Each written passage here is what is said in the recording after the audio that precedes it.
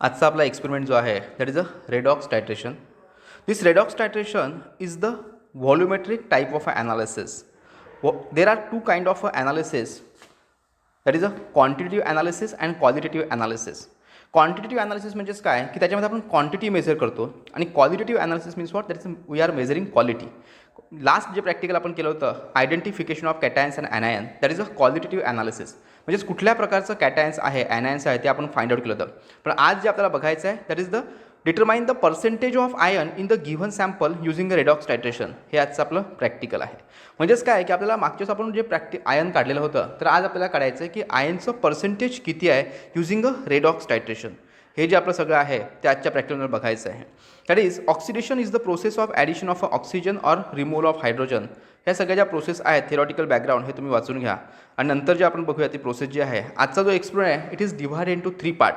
First is the preparation of a sample solution, second standardization of a KMnO4 and third titration of a sample solution. Now we will see the demonstration of this practical.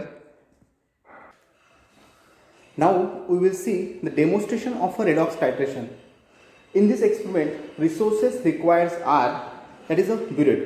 This is the measuring apparatus where the analyte is placed, whereas this is a pipette of a 25 ml and another is of a 10 ml. It is known as a pipette, which is used to measure the reactant, or that is the titrant. Titrant means what? Whose concentration is to be measured. Now we are performing the redox titration. In this experiment, we are measuring the concentration of iron by using a redox reaction. Our aim of the experiment is determine the percentage of iron in the given sample using a redox titration. Now this experiment is included into the quantitative analysis. Last experiment we observed about the qualitative analysis. What is the difference between qualitative analysis and quantitative analysis? Last experiment मध्ये आपण बघितलं की we calculate the element present in the sample solution. Last experiment आपण बघितलं की sample solution कुठलं आहे हे बघितलं, म्हणजे त्याच्यामधले कुठले एलिमेंट्स आहेत ते बघितले. तर आजच्या एक्सपेरिमेंट आपल्याला बघायचं आहे की how much amount of element is present in the sample solution. This is our unknown ion sample solution. हे जे आयन सॅम्पल सोल्युशन आहे या आयन सॅम्पल सोल्युशनमधलं कॉन्सन्ट्रेशन आपल्याला काढायचं आहे की how much percent of ion is present in this solution. Now this reaction, redox reaction means what? That is reduction reaction and oxidation reaction takes place simultaneously. Reduction reaction and oxidation reaction takes place simultaneously. Oxidation means reaction with oxygen or loss of an electron, that is known as an oxidation. Whereas reduction reaction means that is a gain of an electron or reaction with a hydrogen. Now in this experiment we are using KMnO4 as an oxidizing agent. With the help of KMnO4 we are calculating the iron percentage.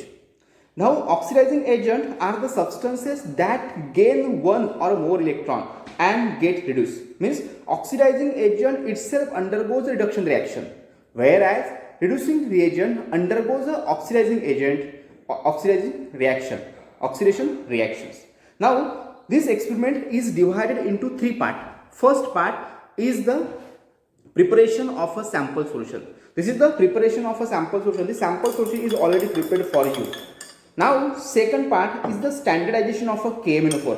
This standardization of KMnO4 is what? That is determine the concentration of a standard solution. And this is the oxalic acid, which is the primary standard. Primary standard means what? Whose concentration is already known. ज्याचं concentration आपल्याला पहिलेच माहीत आहे त्याला म्हणतो आपण primary standard. आता हे जे ऑक्झॅलिक ॲसिड आहे याच्या मदतीने आपण काढणार आहोत concentration of KMnO4. This is the secondary standard, ज्याचं कॉन्सन्ट्रेशन माहीत नाही आहे पण ते कॉन्सन्ट्रेशन आपण प्रायमरी स्टँडर्डच्या मदतीने काढतो. That is the standardization method. हा झाला second part. And third part is a titration of a sample solution with the standard solution. आणि थर्ड पार्ट जो आहे आपल्याला that is a titration of a sample, म्हणजे हे अननोन सॅम्पल सोल्युशन आहे याचं टायट्रेशन करायचं आहे. Now this experiment is the volumetric analysis. म्हणजे ह्या एक्सपेरिमेंटमध्ये आपण व्हॉल्यूम मेजर करणार आहोत की याच्यामध्ये कुठलं हे करायचं. तर first wash this apparatus very carefully. All the apparatus are need to wash. This is the volumetric flask. This volumetric flask is used to reduce the error in the diluting the solution. जे solution आपण तयार करतो त्याच्यामधली जी error आहे ती error कमी करण्यासाठी आपण हा व्हॉल्युमेट्रिक फ्लास्क वापरतो. Others are measuring apparatus, this is measuring cylinder, this is a conical flask, this is also conical flask, beaker and stirrer. Now we will carry out the first process is already done. Preparation of a sample is already done. हे जे preparation of a sample आहे ते मी already करून ठेवलं आहे, कारण की याच्यामध्ये काही वेळ जातो. तर ते तुम्हाला डेमॉन्स्ट्रेशन मेथडमध्ये जर आहे तर आपला वेळ जाईल, त्यासाठी मी ते पहिलेच तयार करून ठेवलं आहे. तर how will you prepare this? Take a 1 gram of a sample and dissolve into 100 ml of a sulphuric acid. Then transfer this solution into this volumetric flask and make it volume of a 250 ml. जेव्हा ह्या सगळ्यात पहिले काय केलं की 1 gram ion sample solution घेतलं, त्याला 100 ml sulphuric ॲसिडमध्ये dissolve केलं. ते डिझॉल्व केल्यानंतर याचं जे व्हॉल्यूम आहे ते 250 ml ला डिझॉल्व केलं आणि त्याला ट्रान्सफर केलं आहे बीकरमध्ये to utilize the sample. Second part the standardization of a KMnO4 where the required amount of a KMnO4 using the electronic balance. Dissolve wet KMnO4 in the distilled water and make the volume 1000 ml using a volumetric flask. हे जे KMnO4 solution आहे हे आपण केलेलं आहे. Now this add this solution into the burette. हे जे solution आहे ते ब्युरेटमध्ये टाकायचं आहे. Very careful when you are adding this KMnO4 solution into the burette.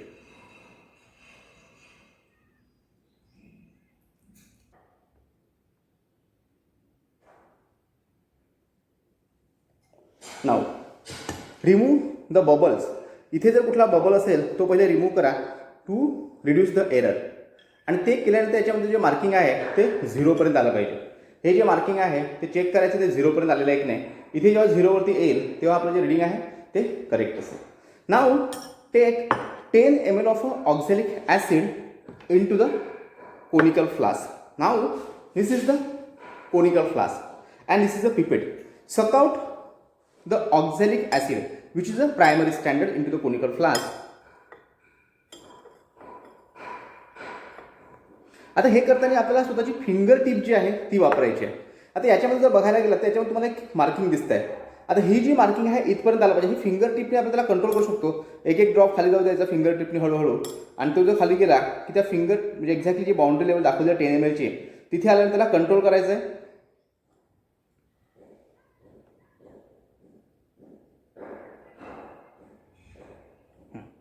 Always use the lower meniscus. हे जे दिसतं आहे ते लोअर मिनिस्कस जे आहे ते आपल्याला चेक करायचे आहे, आणि लोअर मिनिस्कस चेक करून आपल्याला 10 ml ऑक्झॅलिक ॲसिड याच्यात घ्यायचं आहे. आता after adding 10 ml of oxalic acid add 10 ml of dilute sulphuric acid and heat the solution at 70 degree centigrade. आता हे जे आहे that is a sulphuric acid. Always use acid with the measuring cylinder. Don't try to suck it with the pipette. ते पिपेटने घ्यायचं नाही आहे, कारण की जर तुम्ही पिपेटने घेतलात आणि तुमच्या तोंडात वगैरे गेलं तर इजा होऊ शकते.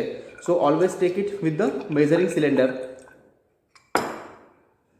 And mix it properly thoroughly and heat it to the 70 degree centigrade. आपल्याकडे हिटिंग प्लेट आहे, त्या हिटिंग प्लेटवरती आपण त्याला हीट करूया.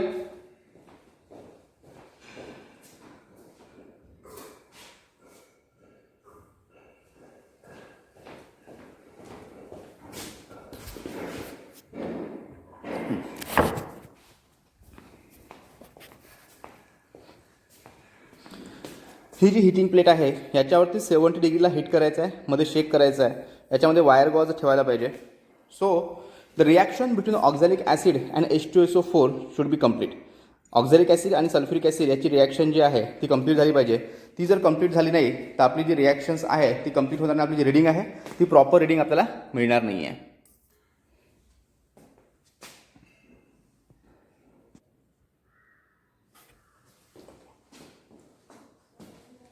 Now, after heating, titrate this oxalic acid solution with the KMnO4 solution. आता काय करायचं, टायट्रेट करायचं आहे. Titration means what? That is a reactions of this analyte with this titrant. ज्यावेळेस ही रिॲक्शन कंप्लीट होईल, ह्या ऑक्झॅलिक ॲसिड कंप्लीट कन्झ्युम होईल, याच्याला रिड्यूस काय म्हणतो आपण, रिॲक्शन कंप्लीट होईल त्यावेळेस KMnO4 तसंच रिमेन राहील. मग आपण काय एक एक ड्रॉप टाकायचं आणि शेक करायचं आहे. Add 1 drop, shake it properly, look to the colour. आपला एंड पॉईंट आहे कलरलेस टू पिंक कलर. जोपर्यंत कलर पिंक येत नाही आहे तोपर्यंत ही रिॲक्शन टायट्रेट करत राहायचं आहे. तोपर्यंत एक एक ड्रॉप टाकायचा, शेक करायचा, एक एक ड्रॉप टाकायचा, शेक करायचा. हा जो कलर आहे पिंक हा कॉन्स्टंट इथे राहायला पाहिजे. ज्यावेळेस तो कॉन्स्टंट राहील याचा अर्थ काय की ऑक्झॅलिक ॲसिड जे आहे त्या ऑक्झॅलिक ॲसिडचं टोटली कन्झम्पशन झालेलं आहे आणि जो KMnO4 तसंच रिमेन राहतो आहे, त्याच्यामुळे तो कलर दिसतोय. तो झाला आपला end point. End point means what, that is the Wien reaction is a complete. ज्यावेळेस आपली रिॲक्शन कम्प्लीट होते त्यावेळेस त्याला आपण म्हणतो end point of the reaction. आता हा जो एंड पॉईंट आहे याच्यातला कलरलेस टू पिंक, आपल्याला तो ऑब्झर्व करायचं की पिंक कलर आपल्याला केव्हा येणार आहे. तो जो पिंक कलर असेल तो आपला असेल आजच्या याच्यातला end point. Shake it properly, proper shake करायचा आहे की जोपर्यंत आपला कलर जो आहे तो कंटिन्यू पिंक राहत नाही आहे तोपर्यंत आपल्याला हे कंटिन्यू करायचं आहे. Okay, now the colour is pink and our reading here, look to the reading. आता हा जो कलर आलेला आहे तो आहे 9.6. थोडंसं डार्क झालं, एवढा डार्क आलेला नाही पाहिजे, फेंट पाहिजे. तर हे जे रीडिंग आहे दॅट इज अ 9.6. म्हणजे आपलं फर्स्ट रीडिंग आहे standardisation of a KMnO4 reading जे आलेलं आहे ते आहे 9.6. आता हे आपल्याला नोट डाऊन करायचं आहे ऑब्झर्वेशन टेबलमध्ये. ऑब्झर्वेशन टेबलमध्ये आपल्याला लिहून ठेवायचं आहे, ते लिहून ठेवा. आणि आपल्या ह्या कॉन्स्टंट 3 रीडिंग घ्यायचे आहेत की जोपर्यंत आपलं रीडिंग जे आहे ते कॉन्स्टंट येत नाही आहे 9.5, इथे 9.5 आहे, तर 9.5 हे जेव्हा कॉन्स्टंट येत नाही आहे तो पण ह्या रीडिंग कंटिन्यू करायचे. आता इथे आपण काय केलं आहे की जे डेमॉन्स्ट्रेशन आहे त्यामुळे मी तुम्हाला हे एकदाच दाखवतो. आता सेकंड पार्ट जो आहे आपलावाला that is the titration of a sample solution with the standard solution. आता परत ती जी ब्युरेट आहे ती परत भरून घ्या 0 लेवलला, आणि 0 लेवलला भरून घेतल्यानंतर परत तिची आपल्याला रिॲक्शन कंप्लीट करायची आहे विथ द ॲनालाइट, म्हणजे जे आपला आयन सॅम्पल आहे त्याच्यासोबत करायचं आहे.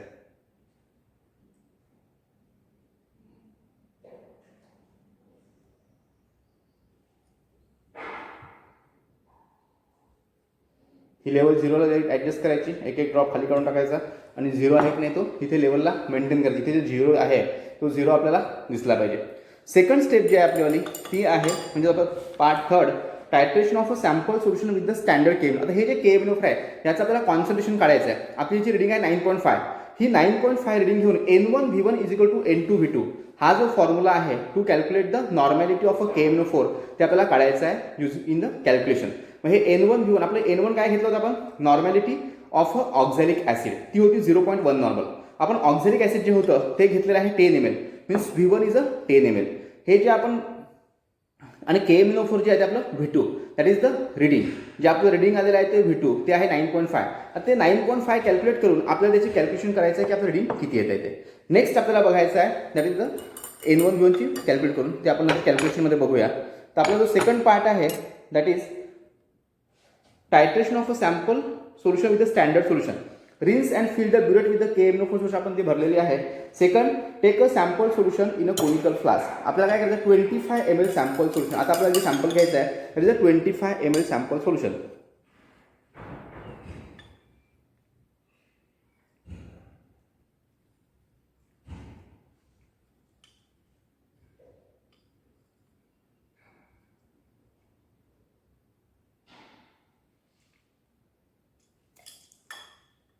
सब करा आणि त्याची जी मार्किंग आहे त्या मार्किंगपर्यंत हे लेवल ठेवायची आहे. इथे मार्किंग इथे आहे, म्हणजे काय करायचं त्याला कमी कमी करत आणतं. म्हणजे जी मार्किंग आहे ते आहे 25 mlचं. मग तिथपर्यंत आपण आणलं की आपलं जे असेल ion sample solution that is of 25 ml. मग हे 25 ml जे सॅम्पल सोल्युशन आहे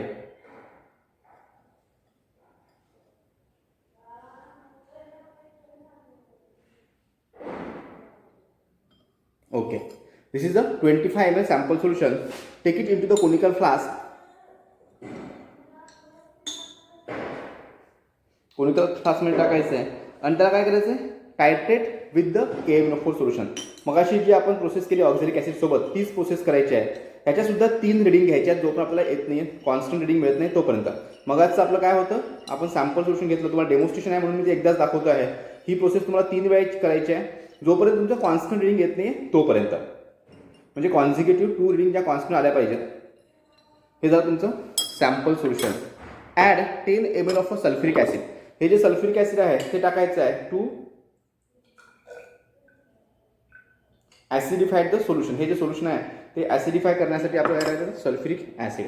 आता हे सल्फ्युरिक ॲसिड टाकल्यानंतर म्हणजे जे आपली रिॲक्शन्स आहे H+ आयन मागे आपण जे बघितलं आहे त्या H+ आयनची कंप्लीट रिॲक्शन झाली किंवा आपल्याला त्याला परत टायट्रेट करायचं आहे. Then titrate with the KMnO4 solution. परत मगासारखं एक ड्रॉप टाकायचा आहे. परत त्याला कलरलेस टू पिंक कलर हा जो आला पाहिजे तो मगाचाच आपला कलर आहे. परत टाकत राहा. जोपर्यंत आपला येत नाही आहे तोपर्यंत कंटिन्यू प्रोसेस चालू ठेवायची.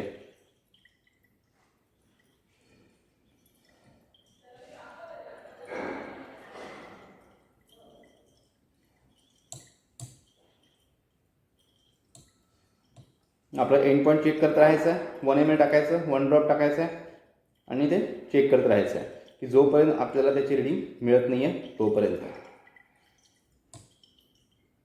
आपण सोल्युशनकडे लक्ष द्यायचं. वरती आपल्याला ब्युरेट रिडिंगचं काही घेणं नाही आहे. आपल्याला जे कलर आहे तो कलर आला पाहिजे.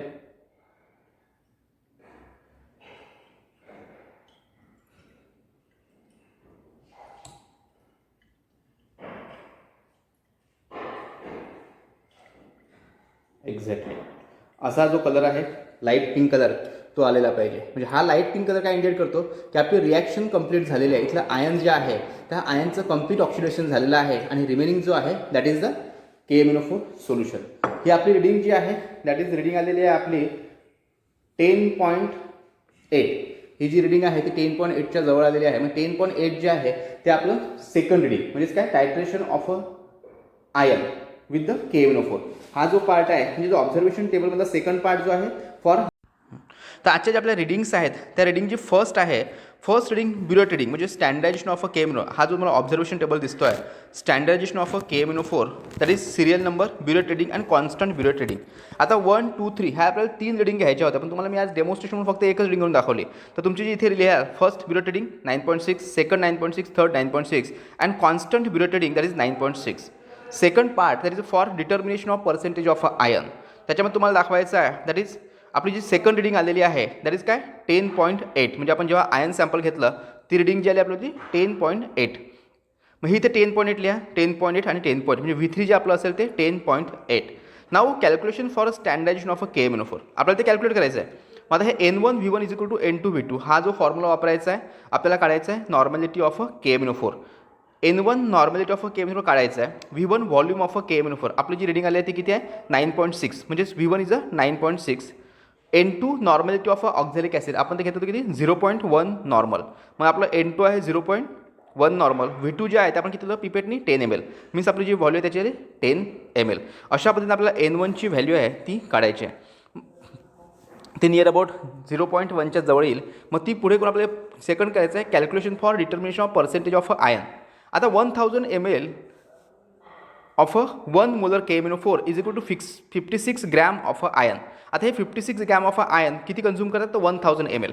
मग V3 ml of a N1 molar KMnO4 consume 56 into V3 into N1 upon 1000. आता हे V3 काय आपलं आलेलं सेकंड रिडिंग ते आहे आपलं 10.8 म्हणजे V3 इज 10.8.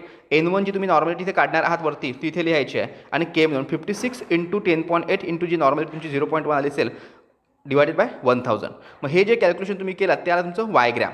आता हे वायग्रॅम कसं आलं तर 25 ml of a sample solution आपण पिपेटने घेतलं 25 ml sample solution that's why it is a 25 ml. पण आपण ते सगळ्यात पहिले बनवतो व्हॉल्युमेट्रिक फ्लास्कमध्ये 250 ml सॅम्पल म्हणजेच काय आपल्याला ते 250 ml म्हणजेच किती Y into 10 gram is equal to iron ते असेल तुमचं आलेलं असेल ते 250. पण हे जे 250 आपण सगळ्यात पहिले सॅम्पल सोल्युशन बोलतो कशामध्ये बोलतो 1 gram of a sample dissolve into the 250 ml of a solution. मग आपलं 1 ग्रॅम ऑफ अ सॅम्पल ज्या तुमची इथे व्हॅल्यू येईल मग त्याला आपल्याला पर्सेंटेजमध्ये कन्व्हर्ट करायचं. 1 gram contain this therefore 100 gram of a sample contain ते असेल तुम्हाला इथे पुढे लिहायचं आहे. अशा पद्धतीने तुम्हाला हे पर्सेंटेज काढायचं आहे आणि खाली ते सगळे कॅल्क्युलेशन आहेत इंटरप्रिटेशन ऑफ रिझल्ट कन्क्लुजन ते सगळे तुम्ही लिहाल. नेक्स्ट प्रॅक्टिकलला आपण बघूया that is the rate of corrosion of a aluminium. Thank you.